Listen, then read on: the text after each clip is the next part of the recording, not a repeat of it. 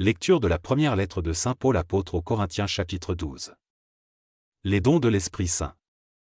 Frères et sœurs chrétiens, au sujet des dons de l'Esprit Saint, je ne veux pas que vous restiez ignorants. Autrefois, vous ne connaissiez pas encore Dieu. Vous le savez, vous étiez entraînés vers les faux dieux qui ne parlent pas, vous ne pouviez pas leur résister.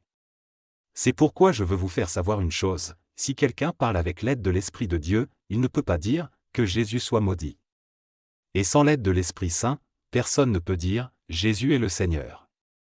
Oui, il y a des dons différents, mais c'est le même Esprit qui les donne. Il y a des façons de servir différentes, mais on sert le même Seigneur. Il y a des activités différentes, mais c'est le même Dieu qui les produit tout en tous. Chacun reçoit le don de montrer la puissance de l'Esprit Saint, et cela pour le bien de tous.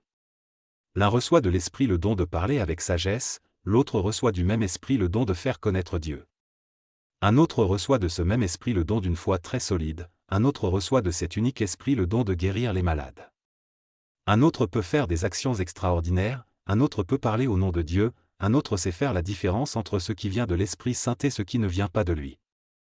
Un autre peut parler en des langues inconnues, un autre peut les traduire. Mais tout cela, c'est le seul et même Esprit Saint qui le rend possible. Il distribue ses dons à chacun comme il veut.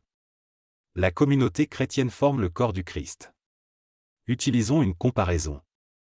Le corps forme un tout, et pourtant, il a plusieurs parties.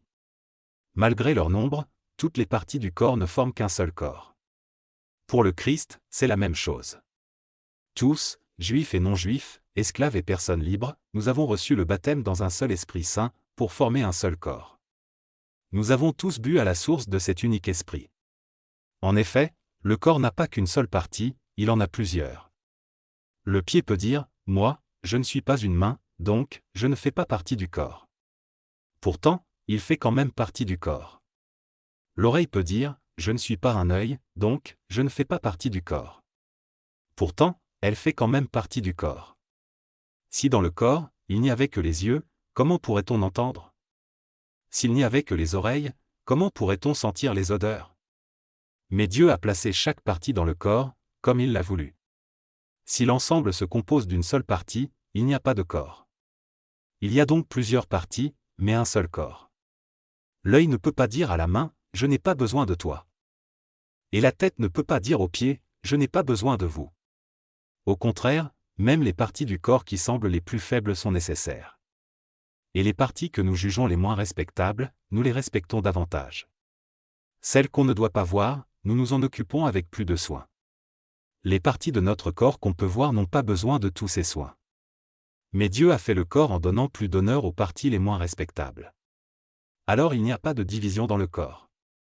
Au contraire, toutes ces parties prennent soin les unes des autres. Si une partie du corps souffre, toutes les autres parties souffrent avec elle. Si une partie est à l'honneur, toutes les autres partagent sa joie. Vous êtes le corps du Christ, et chacun de vous est une partie de ce corps. Dans l'Église, Dieu a placé au premier rang, les apôtres, au deuxième rang, les prophètes, au troisième rang, ceux qui enseignent. Ensuite, il y a ceux qui font des actions extraordinaires, puis ceux qui ont le don de guérir. Il y a ceux qui aident les autres et ceux qui dirigent. Enfin, il y a ceux qui ont le don de parler en langues inconnues. Tous ne sont pas apôtres, tous ne sont pas prophètes. Tous n'enseignent pas, tous ne font pas des actions extraordinaires. Tous n'ont pas le don de guérir, tous ne parlent pas en langues inconnues, et tous ne les traduisent pas. Cherchez donc à avoir les dons les plus grands.